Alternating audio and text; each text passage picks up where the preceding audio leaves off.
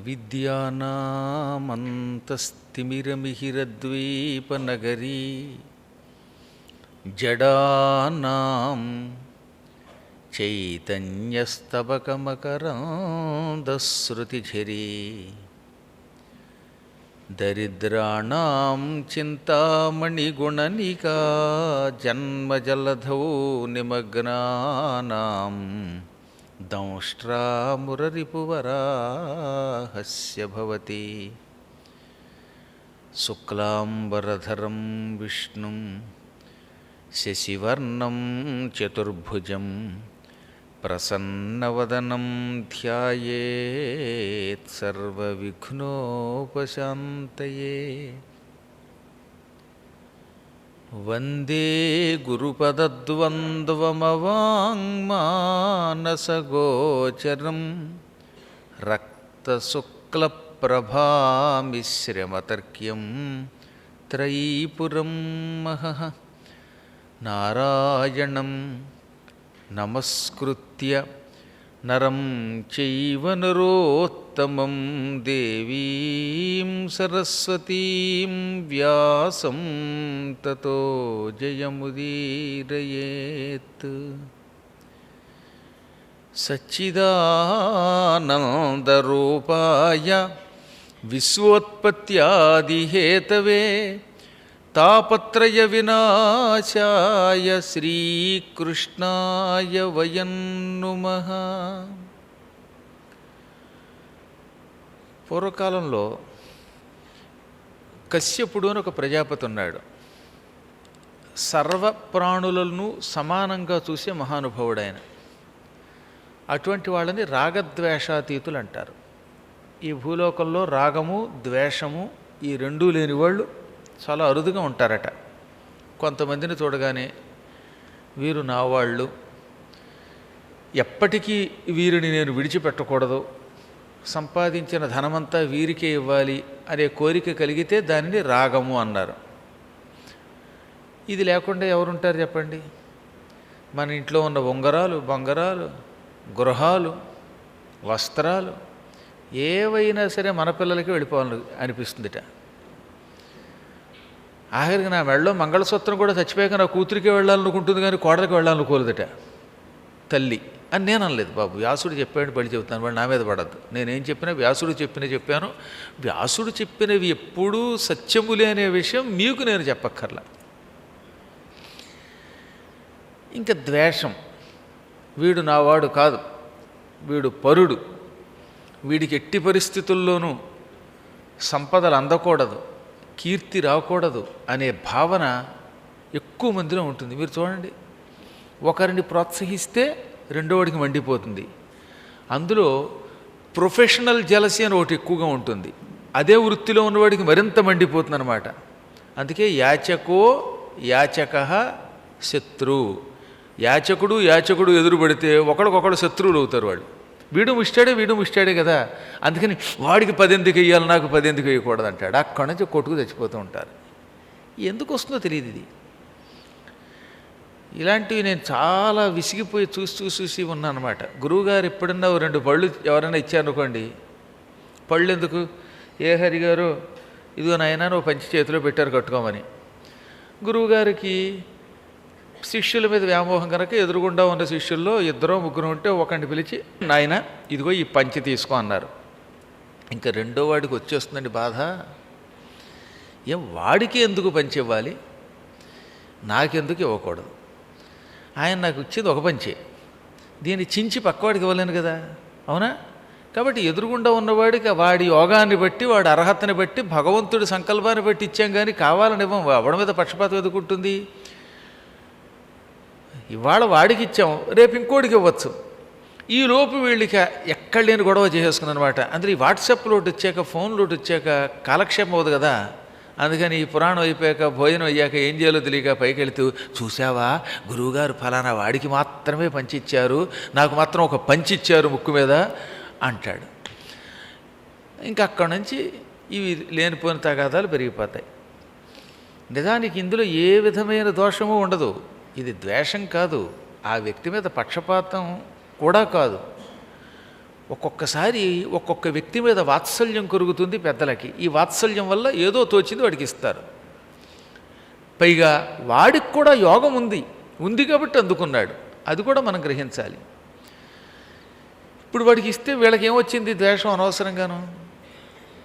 అక్కడి నుంచి అది మనస్సుని అశాంతి పాలు చేసి చివరికి జీవితంలో ఏ సాధన లేకుండా చేస్తుంది. అందుకని జ్ఞానులు ఎప్పుడు రాగమునకు ద్వేషమునకు అతీతులుగా ఉండాలి. అందుకే మేము ఎవరిని కనిపిస్తే వాళ్ళనే ప్రోత్సహిస్తాం. ఓ పిల్ల కనపడింది, కాస్త పద్యం రాస్తోంది, బాగా చదువుకోమా పద్యం రాయి అంటాం.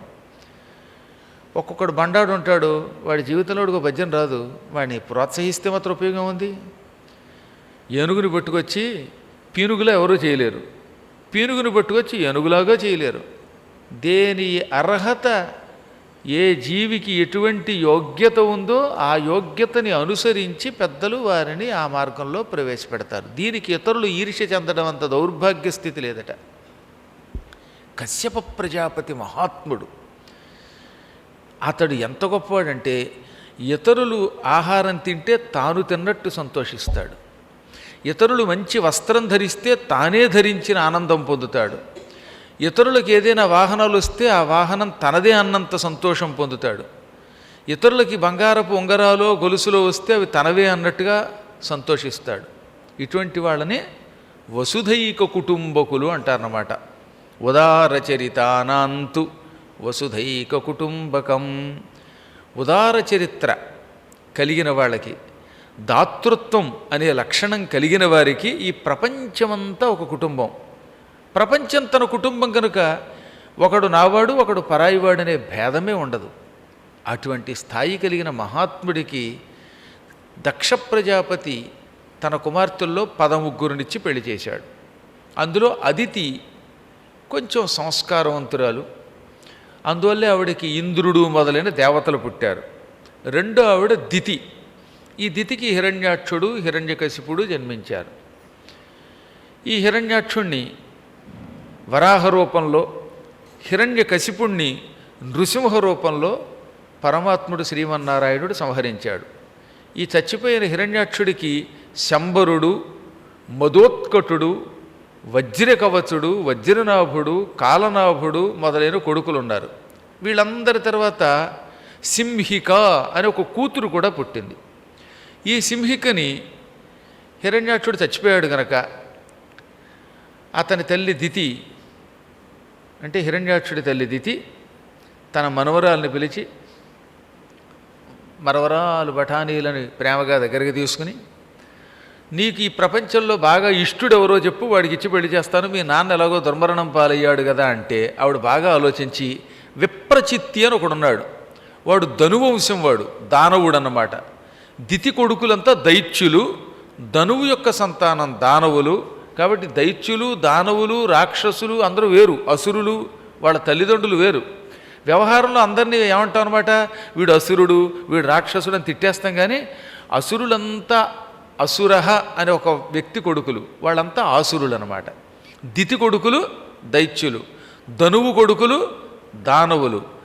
ఇలా వాళ్ళ తల్లిదండ్రులు వేరు, శాఖలు వేరు, కానీ ప్రవర్తన ఒకటే కాబట్టి కామన్గా అందరినీ రాక్షసులు అంటున్నాం అన్నమాట. అందువల్ల ఆవిడ ఈ ధనువంశస్థుడైనటువంటి విప్రచిత్తి అని ఒకడిని చూచిందిట ఈ సింహిక. అబ్బా, విప్రచిత్తి లాంటి అందగాడు ఎక్కడ దొరుకుతాడండి? వాడి కడుపు ఇక్కడ మొదలెడితే నల్ల చెరువు దాకా ఉంటుంది. అంత పెద్ద కడుపు ఉన్నటువంటి మొగుడు దొరికితే బోలెడంత భోజనం వాడు తింటాడు కనుక నాకు కూడా భోజనం బాగా తెచ్చిపెడతాడు. వాడు నరమాంసభక్షకుడు, వాడి కూరలు బయటికి పొడుచుకొచ్చి ఉంటాయి.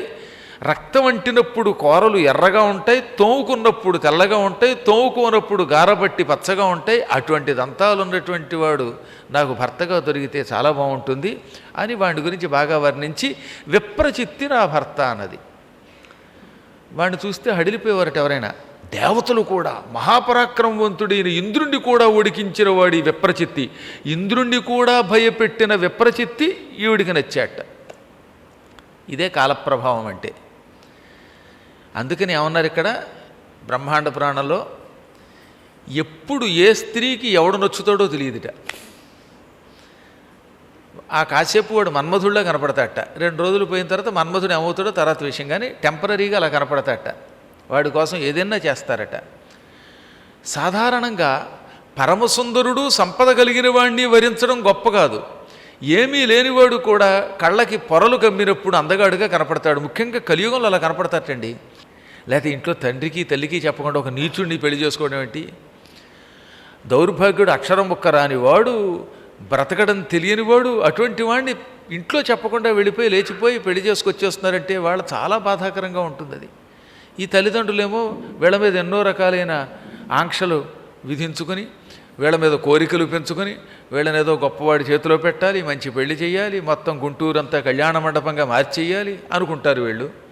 వీళ్ళు తీసుకెళ్ళి బురద గుంటవాడిని చేసుకుంటారు. పోనీ వాడేమన్నా సుఖంగా చూసి తెచ్చాడా? 2 రోజుల పైకి హింసిస్తాడు. ఇలాంటివి చూచినప్పుడే పురాణాలని పిల్లలకి జాగ్రత్తగా వినిపించాలి అని మనం గ్రహించాలి. పురాణాల్లో చెప్పారు, ఒక వ్యక్తిని పెళ్లి చేసుకునే ముందు బాగా ఆలోచించు, వాడి గుణగణాలు తెలుసుకో. ధన్యును పెళ్లి చేసుకునే ముందు అవతలవాడు ఉత్తముడయ్యి ఉండాలి, వీలున్నంత వరకు సత్ప్రవర్తన కలిగిన వాడై ఉండాలి. లోక గుణాభిరాము, లోకంలో వాడి గుణాలను చూసి అందరూ మెచ్చుకోవాలి. కుల సత్కులంలో అంటే ఇంట్లో వాళ్ళంతా మంచివాళ్ళు అయితే వీడు కూడా మంచివాడు అవుతాడు. ఏ దాన ధర్మాలు పురాణాలు చెప్పించేటటువంటి వాళ్ళు పుణ్యాత్ములు ఉంటారే, పరంపరగా ధర్మకార్యములు ఆచరించేటటువంటి వారి వంశస్థులను పెళ్లి చేసుకోవడానికి ప్రయత్నించాలి. విద్య కాస్త చదువుకున్నవాడు అయి ఉండాలి. రూప ఏదో నాలాగా కాస్త అందంగా ఉన్నవాడైనా అయి ఉండాలి. తారుణ్య వాడు ధన్యాత్ముడైనా, లోక గుణాభిరాముడైనా, మంచి కులంలో పుట్టినా, విద్య ఉన్నా, అందమున్నా, కాస్త వయస్సు కూడా ఉండాలి. మరీ బొత్తిగా 100 ఏళ్ల వాడిని ఏం చేసుకుంటాం కాబట్టి యవ్వనం కూడా ఉండాలి. ఇవన్నీ ఉన్న సౌజన్య మంచితనం లేకపోతే ఆ వ్యక్తిని పెళ్లి చేసుకోలేరు. కాబట్టి సౌజన్యం కూడా ఉండాలి. పెళ్ళైన దగ్గర రోజు ముఖం ఇలా ముట్టముట్లాడించుకుంటూ నీ మొహం తగలయ్యా, పుట్టింటికి పో, డబ్బులు తే అని తిట్టుకుంటూ విసుక్కుంటూ ఉన్నవాడిని పెళ్లి చేసుకుంటే ఏం సుఖపడతారు? కాబట్టి ఈ పురాణం వినేవాళ్ళంతా మంచివాళ్ళేమో అనిపిస్తోంది నాకు, వీళ్ళు విసుక్కోరేమో అనిపిస్తోంది. ఇటువంటి సౌజన్యం కలిగిన వాళ్ళని చేసుకోవాలి. ఇవన్నీ ఉన్న స్త్రీ డబ్బు లేకపోతే వాడేం పని చేస్తాడు? భార్యామణి ఏమండోయ్ నేను పుట్టింటికి పెడతాను అనగానే నడిచి వెళ్ళు అంటే ఉపయోగం లేదు. కాస్త కారు ఇచ్చో, ఓ మంచి బస్సు ఇచ్చో, ఏదో ఇచ్చి పంపించాలి. దానికి కొంత డబ్బు కావాలి. అప్పుడప్పుడైనా భార్యామణి ఏదో చిన్నో చితకో కోరిక కోరుతుంది. 1 కేజీతో నెక్లెస్ చేయించరా అని అడిగితే ఆ మాత్రం చేయించలేని మొగుడా అన్నారు ఈ మధ్యన ఒక ఆవిడ. 1 కేజీ బంగారంట. కాబట్టి దానికి కొంచెం డబ్బు కావాలి. ఇవన్నీ ఉన్న ఈ భర్త దగ్గర బలం లేదనుకోండి, భార్యాభర్తలిద్దరూ బైక్ మీద వెడుతూ ఉంటే ఎవడో ఆపి ఏడిపిస్తూ ఉంటే బాబోయ్ పారిపోదాం అని పారిపోయే పిరికివాడిని చేసుకోకూడదు. కనుక బలం కూడా కలిగిన వాడిని చేసుకోవాలి. ఇన్ని ఉన్నవాడి దగ్గర దానం చేసే లక్షణం ఉండదు. పరాయి వాడికి 1 రూపాయి దానం చేయని వాడు పిసినుగొట్టాడుతో ఇంకా ఇబ్బంది. కాబట్టి దానం చేసేవాడు కూడా అయి ఉండాలి. శౌర్యం కలిగిన వాడు అయి ఉండాలి. ఒకేసారి 10 మందిని చితక్కొట్టి పారేసే శక్తి ఉంటే దాన్ని శౌర్యము అంటారన్నమాట. ఇన్ని లక్షణములు ఉన్నవాడికి జాలి లేకపోతే ప్రమాదం. కాబట్టి కరుణ కూడా ఉండాలి. ఈ లక్షణాలు ఉన్నవాడిని చూసి పెళ్లి చేసుకోవాలట. చాలాసార్లు చెప్పాను మీకు. ఏలూరులో ఓ బంగారం లాంటి పిల్ల ఉండేది, మా పీఠానికి వస్తూ ఉండేది. ఏ ముహూర్తంలో మరి ఓ దౌర్భాగ్యుడో తగిలాడో ఒకడో. వాడు ఏం చేసేవాడు, మా ఇంటికి ఎదురుగుండా పవర్పేటలో అప్పుడు మేము ఉండేవాళ్ళం. ఆ ఇంటికి ఎదురుగుండా ఓ మెకానిక్ ఉండేవాడు. ఆ మెకానిక్ దగ్గర రోజు కాస్త ఏ రోజుకు ఆ రోజు కూలీ పనికి వచ్చేవాడు. అదేం తప్పు కాదు, కానీ అతన్ని కూడా మోసం చేసి ఏదో కారో బైకో అక్కడ పెడితే రిపేరు కోసం, ఆ రిపేరు కోసం పెట్టిన బైకులో ఉన్న పెట్రోలు, కారులో ఉన్న డీజిలు ఇవి కొట్టేసి అమ్ముకు బతికేవాడు. వాడు అటు దొంగాడు. ఓ 2 రోజులు చోట పని చేస్తే 2 రోజులు ఇంకో చోటకి పారిపోయేవాడు. అటువంటి వాడిని చూసిందండి అమ్మాయి. వాడు పగలు చూస్తే రాత్రికి కల్లోకి వస్తాడు. పోనీ దొంగ పీనుగైనా ఎందుకు పనికిరాని వాడైనా అంతో ఎంతో నాలా కాస్త అందంగా ఉంటే వెంటపట్టాడంటే అర్థం ఉంది. వాడు చూస్తే పగలు చూస్తే రాత్రి కల్లోకి వస్తాడు. వాడు వెంటపడింది నీచుడు క్షుద్రుడు ఒకటి కాదు, వాడికి లేని వ్యసనం లేదు ఈ ప్రపంచంలో. సర్వగుణాభిరాముడు అంటే వాడనమాట. వాడు వెంటపడి తల్లిదండ్రులు ఏడుస్తున్నా వినిపించుకోకుండా పెళ్లి చేసుకుంటానంది. వాడు నా దగ్గరికి తీసుకొచ్చారు.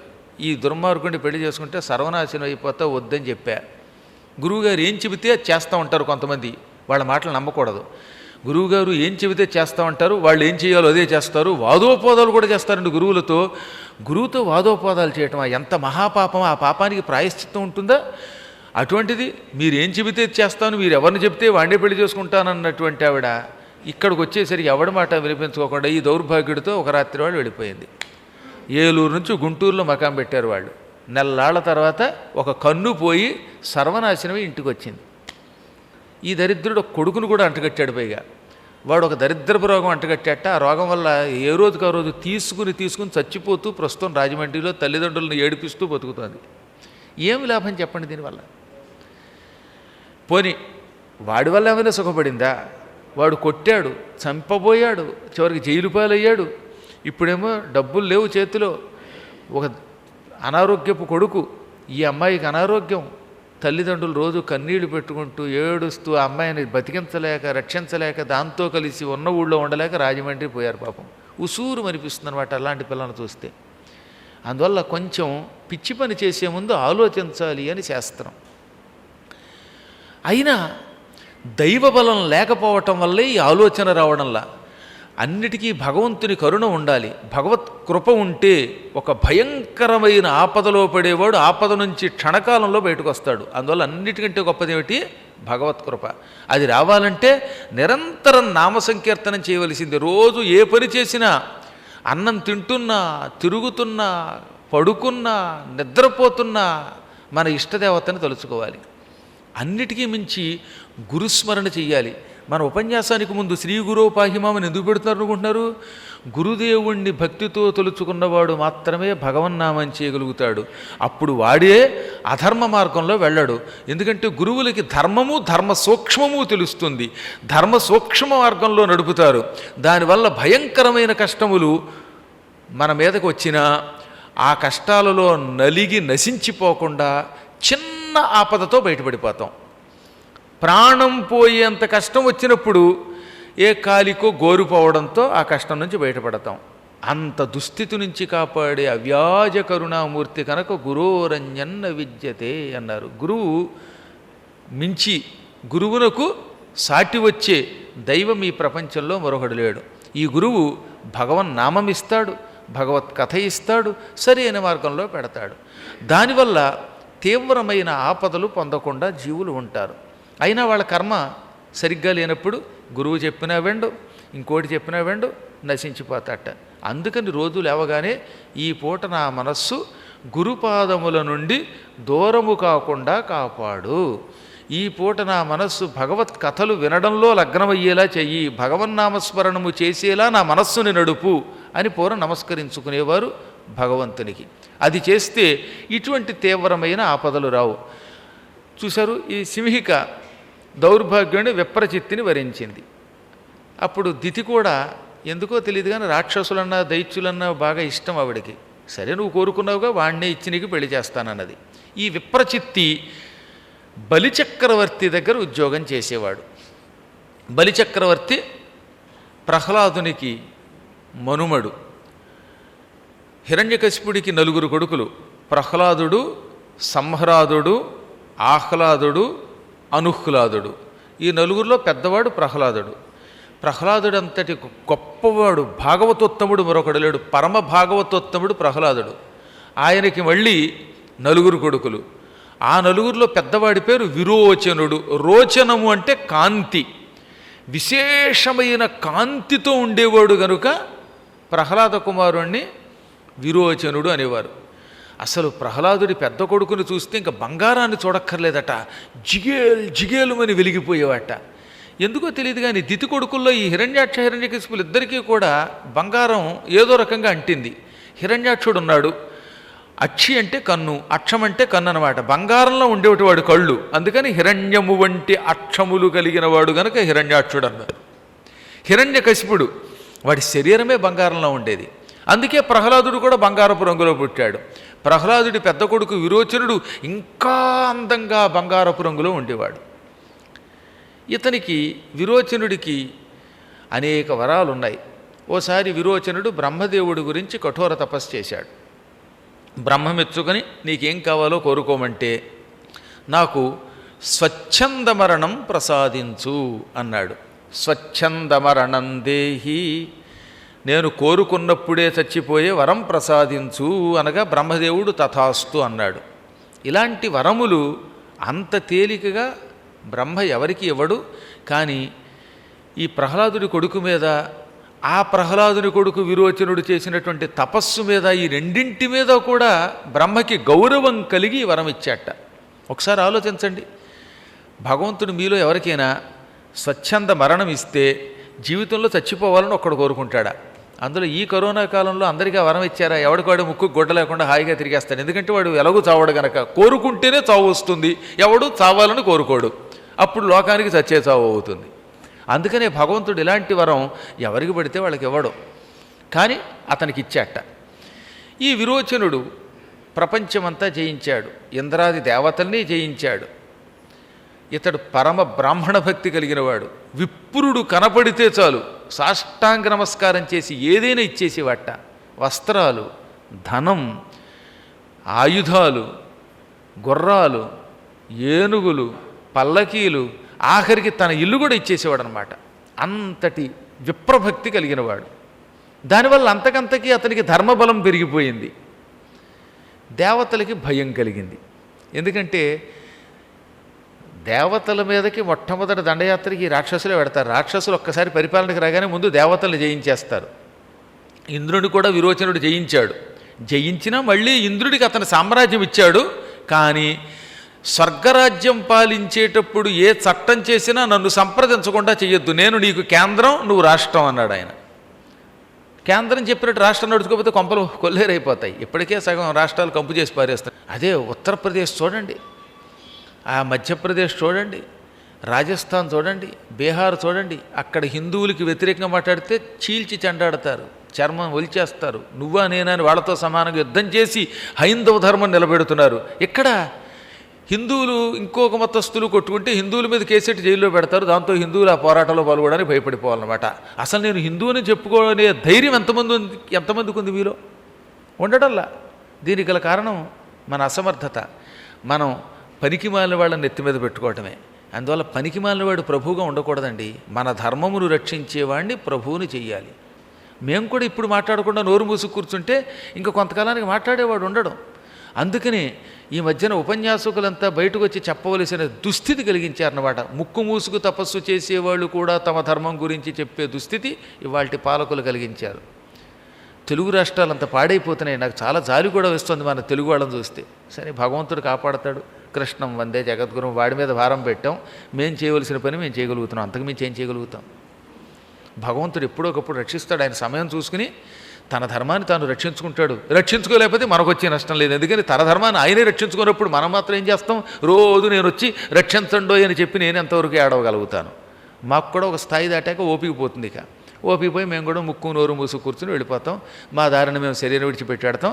ఆ తర్వాత వాళ్ళు ఏడుస్తారు. ఇక ఏది ధర్మరక్షణ చేయకపోతే. కాబట్టి ధర్మరక్షణ చేసి తీరాలన్నమాట. ఎట్టి పరిస్థితుల్లో అధర్మానికి వ్యతిరేకంగా వెళ్ళాలి, ధర్మానికి అనుకూలంగా ఉండాలి. మహాత్ముడు కనుక ఈ విరోచనుడు ఇంద్రుడికి తిరిగి రాజ్యం ఇచ్చి, నువ్వేదైనా కొత్త పని చేసే ముందు మాత్రం నాకు చెప్పి అప్పుడు ఆ పని చెయ్యి, నా అనుజ్ఞ లేకుండా ఇష్టం వచ్చినట్టు పరిపాలన సాగించొద్దు అని ఒక్క మాట మాత్రం అన్నాడు. ఆ మాత్రానికి ఇంద్రుడికి బాధే కలిగింది. పూర్వం నేను స్వేచ్ఛగా సమస్త లోకాలు పరిపాలించేవాడిని, అటువంటిది నేను ఇప్పుడు నా కర్మకాలి ప్రహ్లాదుడి కొడుకు విరోచనుడి చేతిలో కీలుబొమ్మనైపోయాను. ఈ వంశస్థులు ఎప్పుడూ మమ్మల్ని ఇబ్బంది పెడుతూనే ఉన్నారు. హిరణ్యాక్షుడు కొంతకాలం, హిరణ్యకశిపుడు కొంతకాలం, మళ్ళీ విరోచనుడు కొంతకాలం మమ్మల్ని ఇబ్బంది పెడుతున్నారు. ఏమైనా ఈ విరోచనుడిని చంపి తిరిగి తన హక్కులన్నీ పొందాలనుకున్నట్టు వాడు వెంటనే బ్రహ్మ దగ్గరికి వెళ్ళాడు. బ్రహ్మదేవ, ఈ విరోచనుణ్ణి సంహరించి పూర్తి స్వేచ్ఛతో రాజ్యం పరిపాలన చేసుకునే భాగ్యం నాకు ఎలా కలుగుతుంది అన్నాడు. అప్పుడు బ్రహ్మ, అది నీ వల్ల కాదు. విరోచనుడు ఎవరి చేతిలో చావడు. అతనికి స్వచ్ఛంద మరణం అనే ఒక వరం ఉన్నది. తనయంత తాను విరోచనుడు మరణించాలి అని కోరుకుంటేనే మరణిస్తాడు. అనగా ఇదెలా కుదురుతుందండి? అస్సలు ఎవడైనా తనంత తాను చావాలని కోరుకుంటాడా?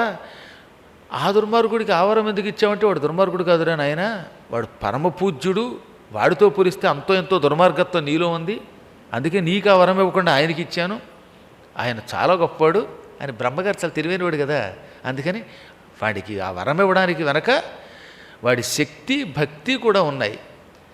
వాడిని అంత తేలిక ఎవరు చంపలేరు.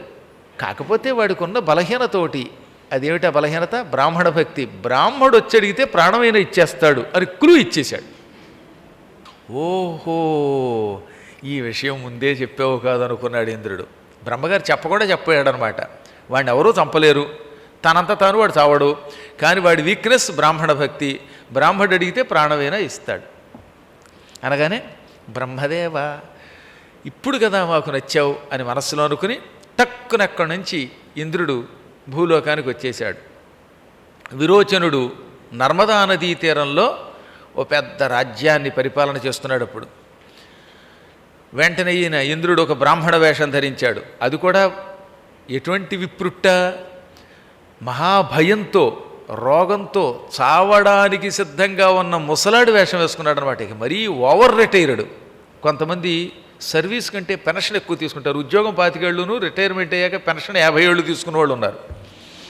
అలాంటి వాడు వేషం వేసుకున్నాడు ఈయన. ఆతుర భూసురగతి పురుహూతాదులు తన్ను వేడ ఒగికొండను మీ తండ్రి ఇచ్చెనాయువు. పోతన గారు ఈ శ్లోకాన్ని అందమైన పద్యంగా రాశారు. ఇంద్రుడు ఓ ముసలి బ్రాహ్మడి వేషం వేసుకున్నాడు. దేవతలు కూడా ఆయన వెంట వృద్ధుల వేషంలో వచ్చారు.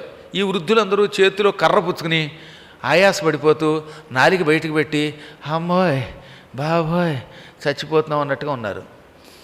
కళ్ళు కనిపించక ఈ కళ్ళతోడు పైకి కిందకి ఇలా కదుపుకుంటూ వచ్చారు. నోట్లో దంతాలన్నీ బయటకు వచ్చేసాయి. జుట్టంతా ఇంచుమించుగా వెండి రంగులోకి వచ్చేసింది. నడుము ముడతలు పడిపోయి వంగిపోయి ఉంది. అటువంటి రూపంతో వచ్చి, విరోచన ప్రభు ఎక్కడున్నావు, రక్షించు రక్షించు అని విరోచనుడి గుమ్మం దగ్గర నిలబడ్డారు. విరోచనుడు తన కాపల వాళ్ళతోటి ఏమన్నట్ట, ఎవరైనా బ్రాహ్మణులు ఈ గుమ్మం దగ్గరకు వస్తే గుమ్మం దగ్గర నిలబెట్టకుండా డైరెక్ట్గా లోపలికి పంపండి. వాళ్ళని వెయిట్ చేయించారంటే, వాళ్ళని ఎక్కువసేపు గుమ్మం దగ్గర నిరోధించి నిలబెట్టారంటే మీ అందరికీ చర్మం ఒలిపించేస్తాను, మీకు శిరశ్ఛేదం విధిస్తానన్నట్ట. అందుకనే ఎవరైనా బ్రాహ్మణులు కనుక విరోచనుడి గుమ్మం దగ్గరకు వస్తే వాళ్ళని వెంటనే లోపలికి ప్రవేశపెట్టేవారు కాపల వాళ్ళు. అక్కడ నో వెయిటింగ్. ఏమండి ఒక్క క్షణం ఆగండి, మా రాజుగారి దగ్గరికి పెడతామండి, ఆయన అపాయింట్మెంట్ ఇస్తే మిమ్మల్ని పంపుతామండి అండం ఉండదట. డైరెక్ట్గా పంపేయడం లోపలికి అన్నమాట.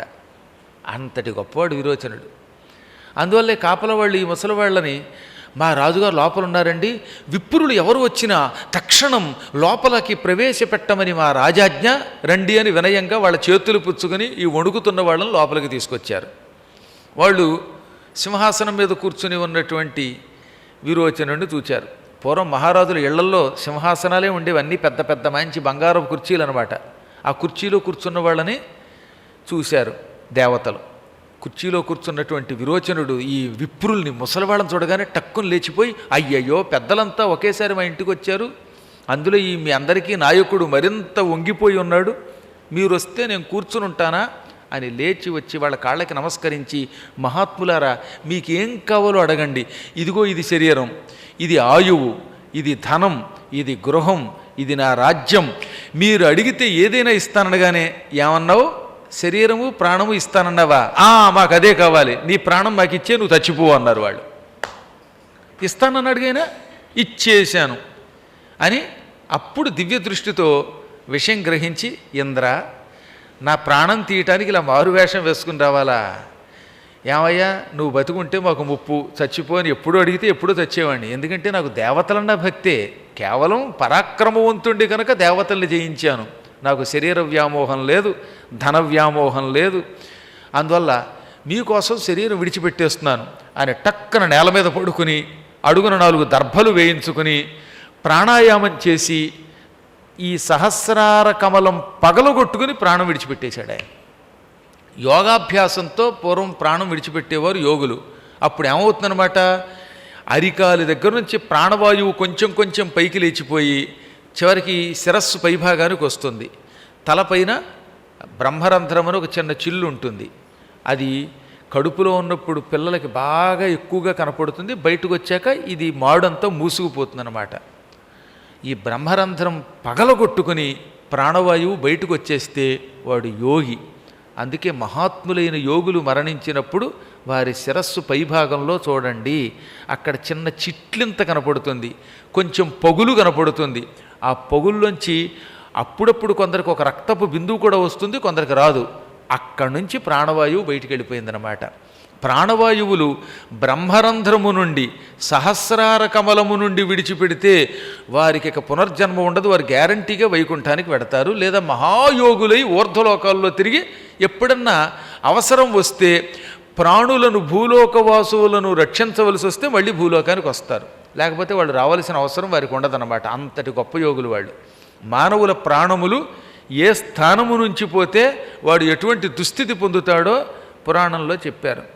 కొంతమంది ప్రాణములు మూత్ర విసర్జన చేసినప్పుడు పోతాయట. అంటే మూత్రద్వారం నుంచి ప్రాణవాయువు బయటికి వెళ్ళిపోతుంది. అందుకే బాత్రూమ్కి వెళ్ళాడండి, మూత్రం విడిచిపెట్టాడండి, చచ్చిపోయాడండి అంటారు. ఆ మూత్రంలోంచి ప్రాణం పోతే అటువంటి వాడు 88,000 మానవ సంవత్సరాలు నరకంలో ఉంటాడట. రకరకాల నరకాలు అనిపిస్తాడట. ఇంకా ఎక్కువే ఉంటాడు. మినిమం 88. ఇది మినిమం, మ్యాక్సిమం లేదు దానికి, ఎంతకాలమైనా ఉండొచ్చు.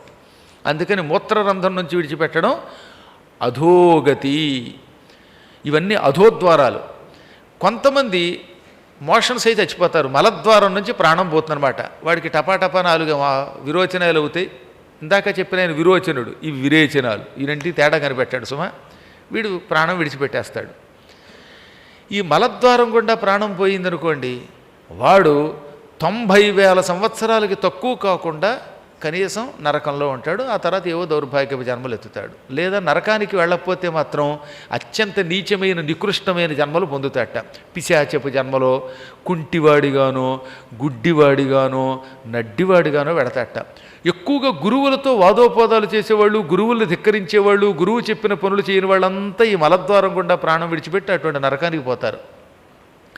ఇంకా కొందరికి నాభిస్థానం నుంచి ప్రాణం పోతుంది. బొడ్డు కొంచెం చిట్లి అందులోంచి ప్రాణం బయటకు వస్తున్నారట. ఆ ముందుకే కొంతకి కడుపు నొప్పి వస్తుందంటే చచ్చిపోయే ముందు సోల అంటారు కడుపు నొప్పి.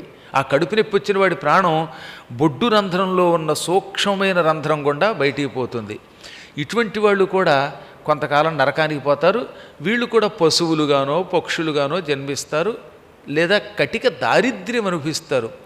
ఎంత ప్రయత్నించినా వాళ్ళ జీవితంలో వాళ్ళకి సంపదలు రావు.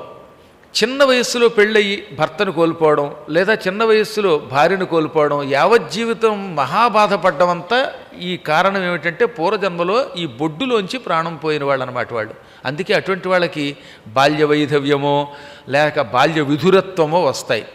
లేదా ఇంకా ఎక్కువ పాపం చేస్తే అసలు యావజ్జీవితం ఎంత ప్రయత్నించి ఏడ్చి గింజుకున్నా పెళ్ళవదు వాళ్ళకి. కొంతమంది చూడండి పాపం పెళ్ళి అవ్వట్లేదో అని వస్తారు.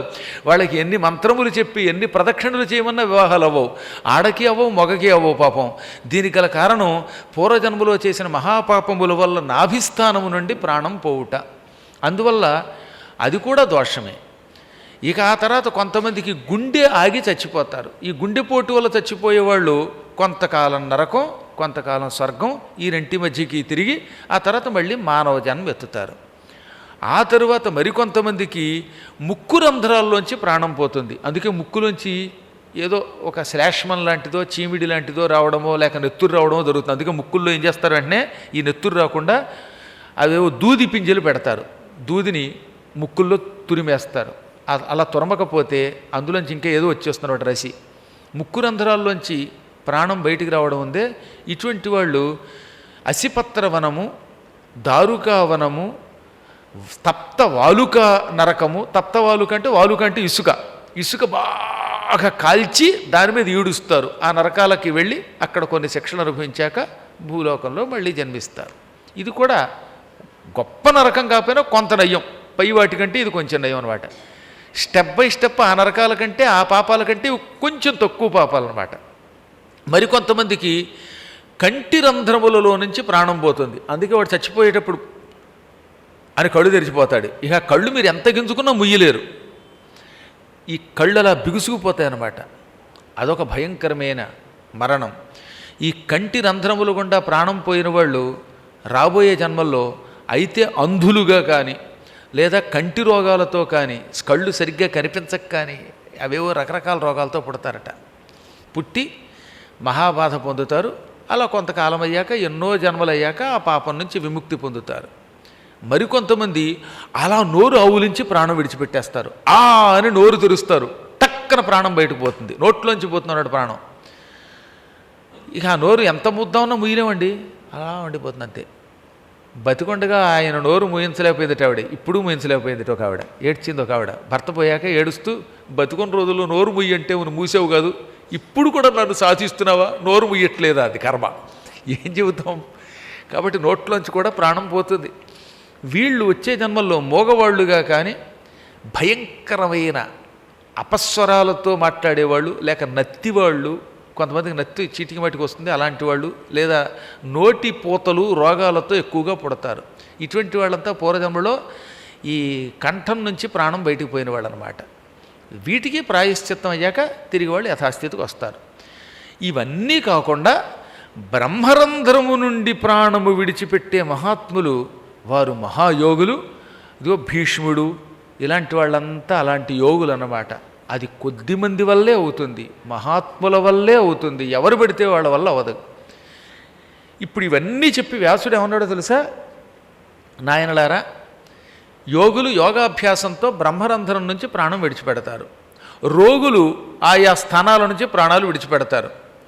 అయినప్పటికీ ఎక్కడి నుంచి ప్రాణం పోయినా ఉత్తమ గతులు కలగాలంటే దానికి ఒక్క మార్గం ఉన్నదట, అదే హరినామస్మరణము. హరినామం ఎంతో గొప్పది. అందుకే వీలున్నప్పుడల్లా హరి, కృష్ణ, రామ, గోవింద ఇలా పలుకుతూ ఉండండి. దానికి ఏం ఖర్చు ఉంది. మీ అందరూ నా ఉద్దేశం ప్రకారం ఇక్కడికి వచ్చిన వాళ్ళలో మోగవాళ్ళు లేరు, మోగవాళ్ళు కూడా లోపల అనుకోవచ్చు, పైకి అనలేకపోయినా, అవునా. కాబట్టి వీలున్నప్పుడల్లా ఉచ్చైహిస్వరంతో పెద్ద కంఠముతో హరి గోవింద అనండి. దానివల్ల ఎంత లాభమో తెలుసా, హరినారాయణ గోవింద, హరినారాయణ భక్తపరాయణ గోవింద, హరినారాయణ భక్తపరాయణ నారాయణ హరి గోవింద, హరినారాయణ గోవింద, నారాయణ హరి, హరినారాయణ గోవింద. ఇలా వీలున్నప్పుడు అలా అంటూ ఉండండి, ఏం పర్వాలేదు. ఇంటికి వెళ్ళినప్పుడు, దారిలోను, ప్రయాణంలోను, అన్నం తింటున్నప్పుడు, ముక్కు గొడ్డ కట్టుకున్నప్పుడు ఎక్కడికి వెళ్ళినా సరే అనండి. ఇంకా ఎక్కువగా ఆడవాళ్ళకి భర్తల మీద కోపం వచ్చినప్పుడు దిక్కుమాలినవాడు అనకుండా గోవిందా గోవిందా అనండి. ఆవిడ కోపం వచ్చినట్టు వాడికి అర్థమవుతుంది, నీ పాపం పోయిందా అని పోతుంది. అలాగే ఈ పక్కన ఉన్న వాళ్ళకి భార్య మీద కోపం వచ్చింది, 2 అట్లు పెట్టమన్నారు, ఆవిడ పెట్టదనుకోండి, అప్పుడు అట్లు కోసం చివాట్లు పెట్టకుండా గోవిందా 2 గోవిందలు అంటే 2 అట్లు అని అర్థం. అప్పటికి వాడు అర్థం కాకపోతే 2 అట్లు గోవిందా అనండి. అప్పుడు ఆవిడ 2 అట్లు గోవిందాన్ని వేసి ఆవిడ తినేస్తే మళ్ళీ గోవింద అంటే తినేయమన్నావు కదా అనుకోకుండా ఆవిడ 2 వేసి పెడుతుంది. ఆ మాత్రం భార్యామణి వీపు మీద 2 అట్లు వేయకుండా ఎందుకు ఉంటుంది మీకు. కాబట్టి ఏం వీలుంటే అప్పుడు గోవింద గోవింద గోవింద గోవింద అంటే కొంతకాలానికి మహాపాపములు పటాపంచలైపోతాయట. గాం విందతీతి గోవింద, ఇంద్రియములకు ఆనందం కలిగించి అందులో ఉన్న పాపాలు తొలగిస్తాడు కాబట్టి గోవిందుడు అన్నారు. ఆవులను, భూమిని, విప్రులను ఎప్పుడు ఆనంద పెడతాడు కాబట్టి గోవిందుడు అన్నారు. ఎప్పుడు చూచినా అపూర్వమైన సూర్యకిరణములతో లోకాలని రక్షిస్తాడు కాబట్టి గోవిందుడు అన్నారు. అంత గొప్ప నామస్మరణం అండి అది. దాని గురించి ఎన్నో పర్యాయాలు మీకు చెప్పాం. కాబట్టి నిరంతర భగవన్నామస్మరణ పరాయణైక చిత్తులకు ఇక ఏ విధమైన పాపమైన చిత్తయి నశించిపోతుందన్నమాట. అందుకని అలా చెయ్యాలి. ఈ మహానుభావుడు విరోచనుడు యోగి గనక బ్రహ్మరంధ్రం నుంచి ప్రాణం విడిచిపెట్టి శాశ్వత కైవల్యం పొందాడు. ఇక్కడే ఒక అదృష్టం. ప్రహ్లాదుని వంశం వాళ్ళని నేను చంపను అని విష్ణు వరం ఇచ్చాడు. ఆ వంశంలో వాళ్ళు మరణ సమయంలో నన్ను తలుచుకుంటే వారికి శాశ్వత వైకుంఠం ఇస్తానని కూడా వరం ఇచ్చాడు. అందుకే విరోచనుడు వైకుంఠానికి వెళ్ళాడు. మళ్ళీ బాణాసురుడు శివభక్తుడు కాబట్టి కైలాసానికి వెళ్ళగలిగాడు. నీవు ఏ దేవుడిని ఎక్కువ భక్తి శ్రద్ధలతో నమ్ముతావో ఆయన దగ్గరికి వెడతావు. ఆ విరోచనుడు చాలా గొప్పవాడు. ఆయనకి 9 మంది కొడుకులు, అందులో పెద్దవాడి పేరు బలిచక్రవర్తి. ఆ బలిచక్రవర్తి దగ్గర ఈ విప్రచిత్తి ఉద్యోగం చేసేవాడు. ఇంత కథ అంతా దానికోసం చెప్పవలసి వచ్చింది. ఈ విప్రచిత్తిని సింహిక పెళ్లి చేసుకున్నది. ఆ తర్వాత కొంతకాలానికి క్షీరసాగర మథనం జరిగింది. పాల సముద్రాన్ని మథించారు దేవతలు దానవులు. ఆ మథనంలో అమృతం వచ్చాక దేవతలు దానవులు ఘోర యుద్ధం చేశారు. ఆ యుద్ధంలో విప్రచిత్తిని చంపి పారవేశాడు ఇంద్రుడు. దాంతో సింహిక విధవైపోయింది. అప్పటికే సింహికకి రాహువు అని ఒక కొడుకున్నాడు. రాహువు సింహిక కొడుకు అనమాట. అందుకే సింహికా గర్భ సంభూతం తం రాహుం ప్రణమామ్యహం అని రోజు మీరు అండంలా. స్వయంగా విప్రచిత్తికి సింహికకి పుట్టినవాడు రాహువు. ఈ రాహువు కూడా అదే క్షీరసాగర మథనంలో అమృతాన్ని పంచుతున్న సమయంలో విష్ణువు చక్రం వేయడం వల్ల మరణించి గ్రహంగా మారిపోయాడు. అప్పటి నుంచి రాహువు గ్రహంగా మారాడు. ఈ సింహికకి రాహువే కాకుండా ఇంకో 1000 మంది కొడుకులు ఉన్నారు. వాళ్ళందరూ సైంహికేయులు. ఈ సైంహికేయులకి విష్ణువు మీద కోపం కలిగింది. అందుకని వీళ్ళంతా బ్రహ్మ కోసం తపస్సు చేశారు. బ్రహ్మదేవ మాకు వరాలు ఇయ్యి అంటే బ్రహ్మదేవుడు ఏం కావాలో కోరుకోమంటే హరినామస్మరణము చెయ్యని వాళ్ళని పట్టి పీడించే వరమేమని కోరారట వాళ్ళు. ఇలాంటి వరాలు ఎవరినో కోరుతారా అసలు? అప్పుడు బ్రహ్మ తెల్లబోయాడు. ఇది విచిత్రంగా ఉంది. ఈ సింహికకి విష్ణువు అంటే ద్వేషం. కారణం సింహిక భర్త విప్రచిత్తుణ్ణి ఇంద్రుడు చంపాడు. అది కూడా క్షీరసాగర మథన సమయంలో చంపాడు. అప్పటి నుంచి హరి మీద కూడా ఆవిడికి ద్వేషం. హరి అంటే విష్ణువు, హరి అంటే ఇంద్రుడు. కాబట్టి హరిద్వయం మీద ఆవిడికి ద్వేషం. ఆవిడ కొడుకులు 1000 మంది నా కోసం తపస్సు చేశారు. తపస్సు చేసి విష్ణువుని చంపాలి, లేక విష్ణువుని జయించాలి, లేక దేవతల్ని జయించాలి, దానికి తగిన బలం ప్రసాదించు అని అడుగుతారేమో అనుకుంటే వీళ్ళంతా హరిని ద్వేషిస్తూ హరినామస్మరణం చెయ్యని వాళ్ళని పట్టి పీడించే వరమేమన్నారు. కారణం ఏమిటి అనిపించిందిట. అప్పుడు ఆయన కళ్ళ ముందు ఒక దివ్యశక్తి కనపడింది. ఆవిడే అఖిలాండ కోటి బ్రహ్మాండ నాయక జగన్మాత శ్రీ లలితా పరాభట్టారిక. ఆవిడ చిరునవ్వు నవ్వుతూ ఒక బ్రహ్మకి మాత్రమే వినబడేలా ఇలా అంది, ఈ దుర్మార్గులు నీ కోసం తపస్సు చేశారు. హరిద్వేషంతో హరినామస్మరణం చేసేవాళ్ళని చంపి తినే వరమేమని కోరారు నిన్ను. అప్పుడు నేను ఈ వరం నువ్వు ఇస్తే వాళ్ళకి ప్రమాదం గనక వాళ్ళ నాలుక మీద చేరి హరిద్వేషం కలిగిన వాళ్ళని పట్టి పీడించే వరమేమని నేనే పలికించానంది ఆవిడ.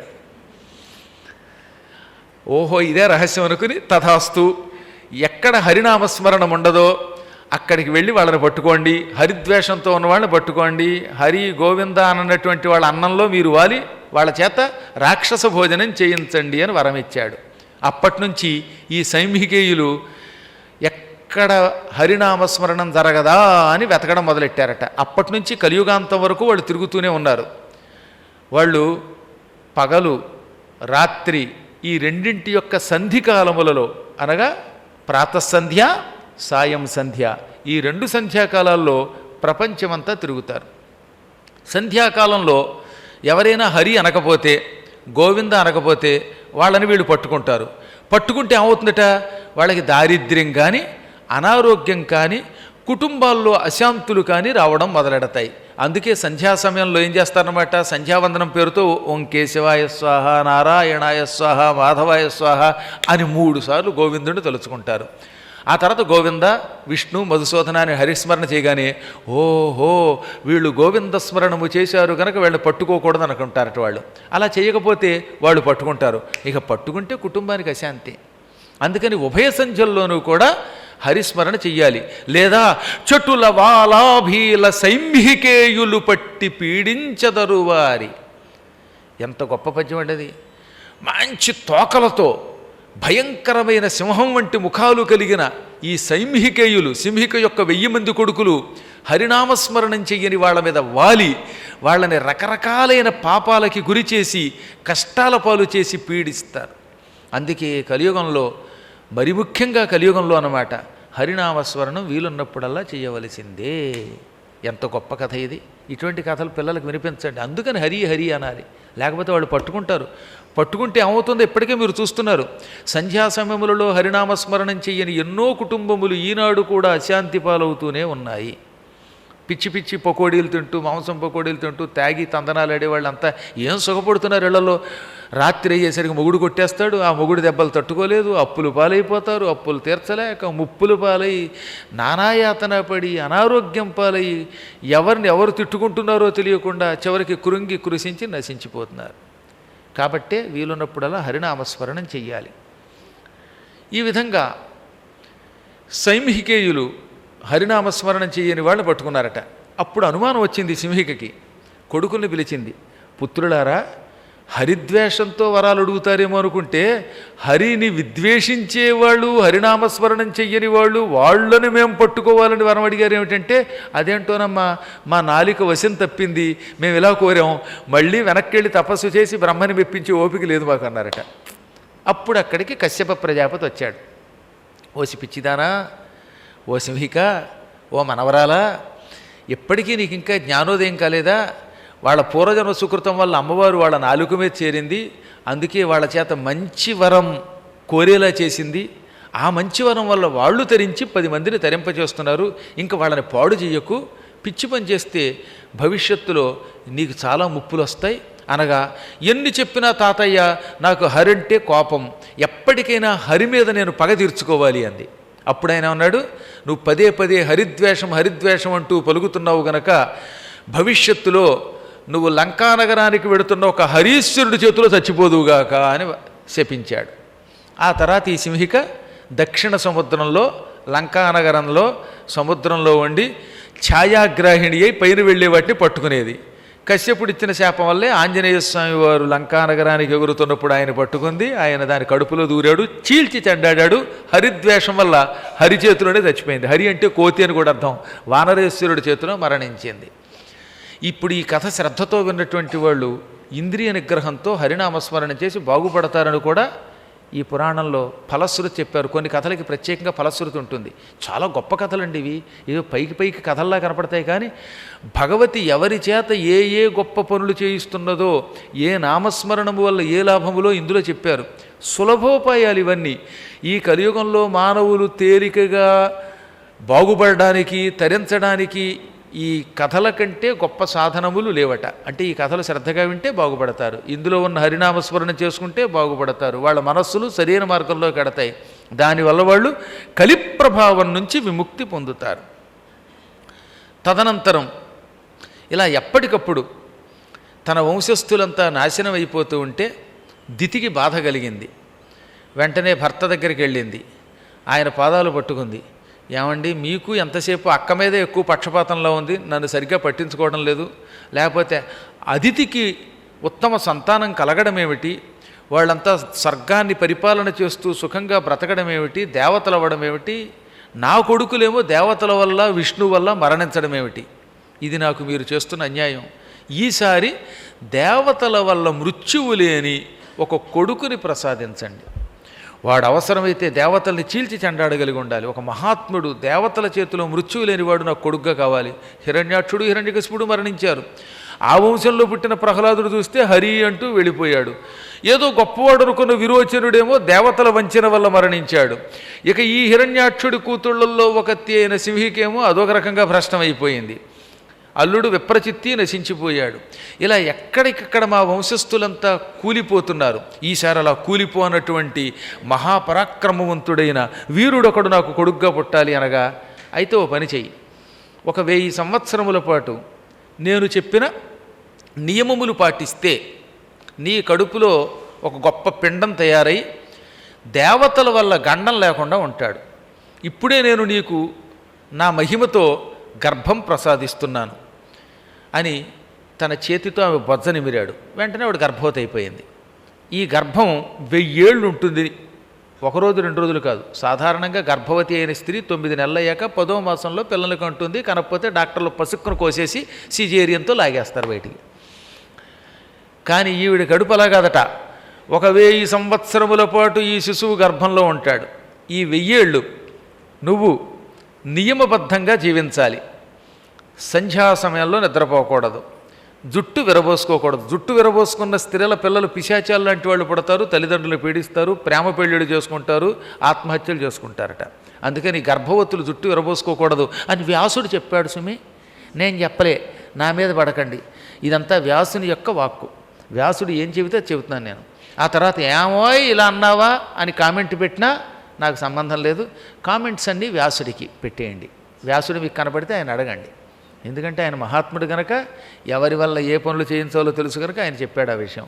గర్భవతులు జుట్టు విరబోసుకోవడం, గడప మీద తలపెట్టు కూర్చోవడం, అనవసర ప్రసంగం చేయటం, ముఖ్యంగా కొన్ని సీరియల్స్ అసలు చూడకూడదనమాట. భయంకరమైన సీరియల్సే కదండి ఇప్పుడు ఏ ఛానల్ పెట్టినా. పొద్దుటి నుంచి సాయంకాలం దాకా ఏం చూస్తారండి? ఒక ఎపిసోడు మర్నాడు కూడా అదే అనమాట. టింగ్ టింగ్ టింగ్ టింగ్ టింగ్ అని ఓ మ్యూజిక్. ఇటు నుంచి అత్త వస్తుంది, ఇటు నుంచి కోడలు వస్తుంది, అత్త వస్తోంది, కోడలు వస్తుంది, ఓ పావుగంట చూపిస్తాడు, మధ్యలో భయంకరమైన మ్యూజిక్ అనమాట. ఢింగ్ ఢింగ్. అత్తా కోడలు కలుసుకుంటారేమోనని ఈ పిచ్చాళ్ళు వంట చేస్తున్న వాళ్ళు గుడ్లు అలా పెట్టి అలా అలా చూసి ఈ అత్తా కోడలు పడి పక్కన చెడిపోతారు. నెక్స్ట్ ఎపిసోడ్ మళ్ళీ ఇంతే ఒక ఎపిసోడ్. ఆ తర్వాత మళ్ళీ నెక్స్ట్ ఎపిసోడ్లో అత్తా కోడలు ఒకళ్ళని తిట్టుకోవడం ఉంటుంది. ఒక తిట్టుకు ఒక ఎపిసోడ్ అనమాట, రెండో తిట్టుకు ఇంకో ఎపిసోడ్. అంతకంటే మీరు బయట చూస్తున్నారుగా రోజును బోలెడంతమందిని, ఆ తిట్లు సరిపోతాయి. ఈ విధంగా 1,00,000 సంవత్సరాల సీరియల్ అది. చివరికి ఎప్పటికీ వాడు అది సీరియల్ పూర్తవుదనమాట. ఆ మధ్యన ఒక ఆవిడ ఇంట్లో చచ్చిపోయింది తెలుసా మీకు?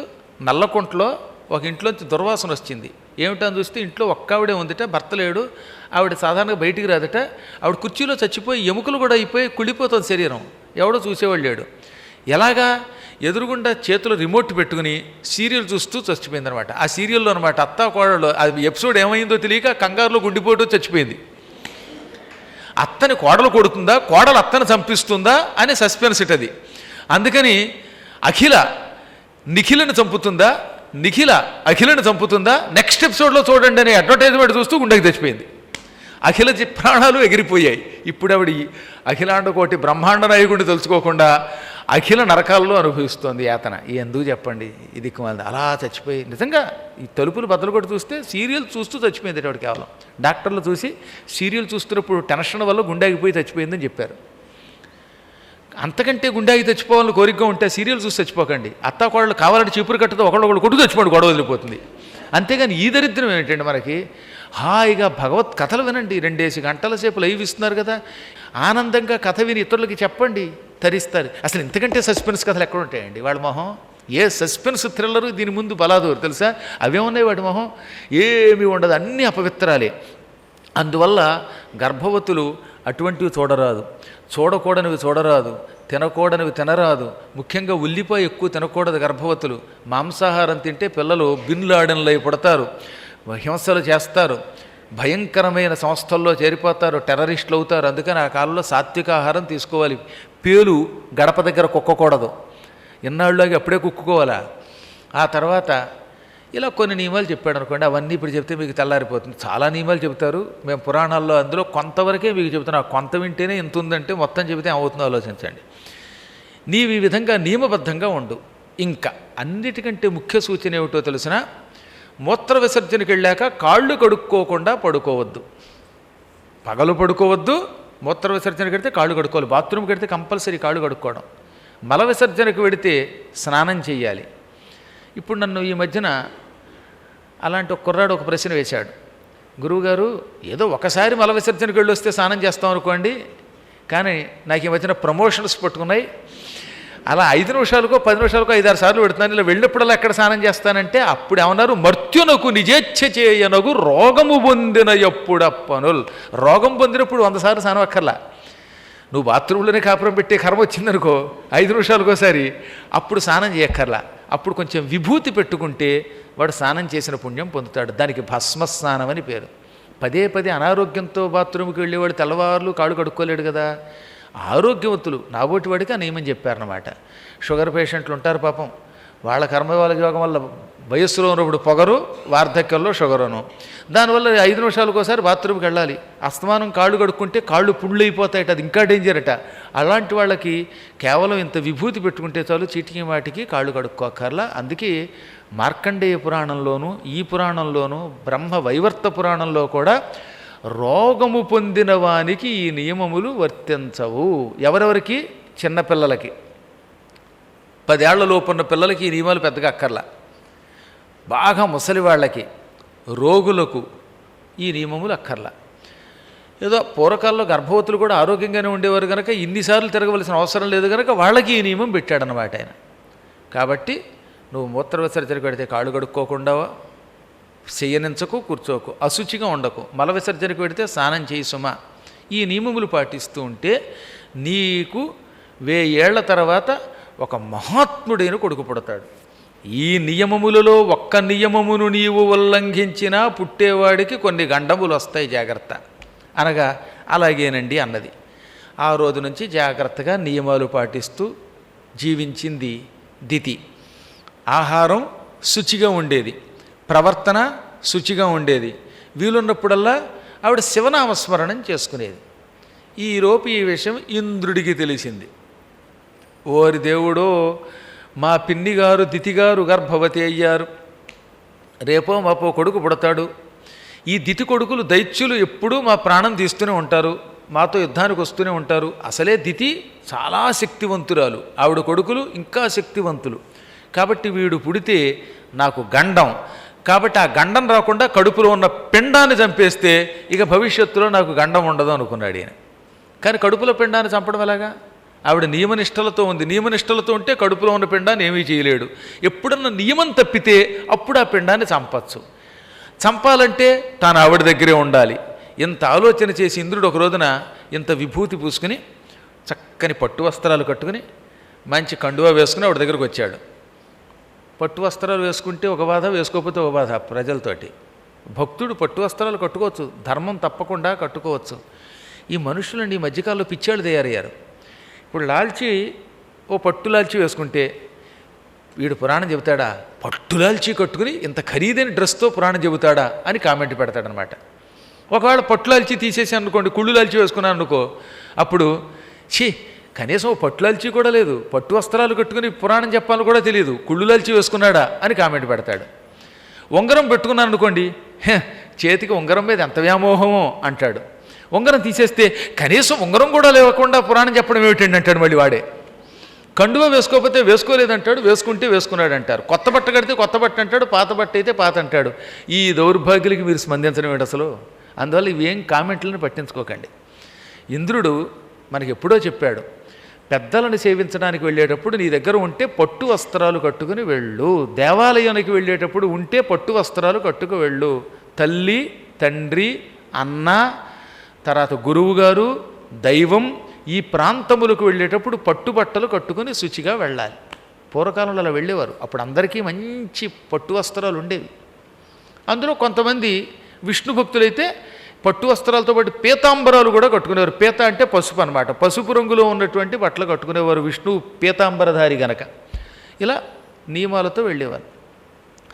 అందుకే ఇంద్రుడు కూడా మంచి వస్త్రాలు ధరించి ఇంత నామం పెట్టుకుని తల్లి దగ్గరికి చేరి, పిన్ని పిన్ని నువ్వు నా బంగారు గిన్ని, నేను ఇదివరకు నిన్ను తన్ని చాలా పాపాలు చేశాను, ఇక ఆ పాపాల నుంచి విముక్తి పొందాలనుకుంటున్నాను, నీ కొడుకుల్ని చంపి నీకు గర్భశోకం కలిగించిన పాపాత్ముణ్ణి, ఇంకెప్పుడు ఆ పని చెయ్యను, ఇదివరకు నేను నీ పిల్లల్ని చంపడానికి మూల కారణం కొన్ని ఘట్టాలు, ఆ ఘట్టాల నుంచి విముక్తి పొందుతాను, నీకు నేను ఈ రోజు నుంచి ప్రసవం అయ్యేదాకా పాదసేవ చేస్తాను, చక్కగా కాళ్ళు ఒత్తుతాను, అది కూడా అరికాళ్ళు బాగా ఒత్తుతాను గోలుతో గెలకుండా, మోకాళ్ళు అవి ఎక్కడైనా నొప్పులు వస్తే మంచి మంచి నూనె రాస్తాను. గర్భవతులకి కాళ్ళు నొప్పులు వస్తాయట, మరి ఏమిటో తెలియదు కానీ, అంటే గర్భం ధరించిన వాళ్ళకి తెలుస్తుంది కానీ ధరించిన వాడికి ఏం తెలుస్తుంది. అందువల్ల పాప ఆవిడ కొంచెం నొప్పులు ఉండేవిట. ఈ నొప్పులు పోవడానికి సేవ చేస్తాననగానే పాప ఆవిడ నమ్మేసింది. దితి కూడా కొన్ని విషయాల్లో అమాయకురాలు, నాలాగా తొందరపడి ఎవడ వేస్తే వాడిని నమ్మేస్తుంది. సరే నాయన అన్నీ మర్చిపోయాను నేను, పాతవన్నీ, నువ్వు కూడా పాతవి మర్చిపో, పాదసేవ చేసుకో అంది. ఈ ఇంద్రుల వారు పాదసేవకి మొదలెట్టారు. ఆవిడకి కాళ్ళు ఒత్తేవాడు, కాపడాలు పెట్టేవాడు, పళ్ళు పట్టుకొచ్చి పెట్టేవాడు, మధ్య మధ్యలో భగవత్ కథలు చెప్పేవాడు. ఆహాహా మా పిన్ని వంటిది ఉందా, పిన్ని వంటి తల్లి లేదో ఈ లేదో ఈ పిన్ని వంటి తల్లి రాదో ఈ రాదో ఆయన పాటలు పాడేవాడు, ఆవిడని ఆనంద పెట్టేసేవాడు. ఆవిడ కూడా ఆశ్చర్యపోయి, ఇంత గొప్పవాడా ఇంద్రుడు, ఇటువంటి వాడికి వ్యతిరేకంగా కొడుకుని కొంటున్నానా అని పశ్చాత్తాపడి, ఏముందో తెలుసా నాయన, నువ్వు చేస్తున్న సేవకి మెచ్చుకున్నాను, ఈసారి నాకు కొడుకు పుడితే వాడికి ముందే చెప్పి ఇంద్రుడు మీ అన్నయ్య వాడిని ఏం చెయ్యొద్దని చెబుతాను రోజంది అనగానే ఇంద్రుడు ఆశ్చర్యపోయాడు. ఇలా ఉండగా ఆయన ఉద్దేశం వేరు. సమయం చూసుకుని ఆ కడుపులో ఉన్న పిండాన్ని చంపేద్దామని ఆయన వచ్చాడు. కొంతకాలం గడిచింది.